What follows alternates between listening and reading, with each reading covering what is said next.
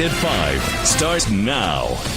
And we start right now at 5 o'clock with the death of Charlie Kirk. A manhunt still underway for the person who murdered the conservative activist and President Trump ally. The 31-year-old died after being shot while speaking to a large group on the campus of Utah Valley University yesterday. The FBI releasing these photos of a person of interest in connection with the fatal shooting. They say agents also recovered what it believes to be the shooter's gun. Cell phone video from the event shows what appears to be an individual in dark clothing on a rooftop of one of the school's buildings. After firing the deadly shot, investigators say the gunman jumped off the building and fled into a neighborhood. The FBI also says it recovered footwear, impressions, and a palm print, along with a screwdriver, which authorities say may have helped the shooter take apart the rifle. A Hamilton County media producer says Charlie Kirk changed what it meant to be a young conservative. That's right. News 8's government reporter Garrett Berquist is here now to show us how Kirk impacted this man's life. Garrett.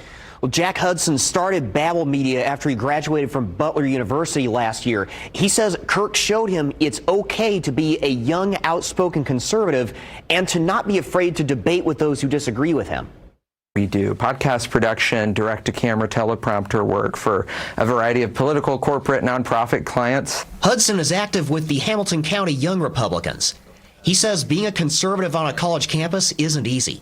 I was worried about being judged by a professor, by peers, being asked questions, maybe being protested at or put on some sort of list. He says that changed when he discovered Kirk on social media. And Charlie Kirk let me know that one day when my kids go off to college, maybe that divide won't be there. Hopefully people are more willing to talk once again. Hudson says Kirk's mastery of social media is what endeared him to so many young Republicans. It's where young people are online. It's why the youth vote turned out in record number. It's why Republicans won the youth vote bigger than they ever have. Hudson met Kirk at the end of June. He helped take video of an event for a political candidate in which Kirk took part. I think you see Charlie Kirk online, and one, he seems very approachable because he's willing to talk to anybody. But on the other hand, you don't realize just how powerful the organization he's built is. Hudson says one of the things he admired most about Kirk was his willingness to engage with and debate those who disagreed with him.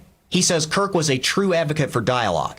Hudson and his team were working when they learned Kirk had been killed. And then when we heard the news that he had died, I think we all collectively quit working for the day, went home and spent time with our families and realized that, is it safe to be in the line of work we're in?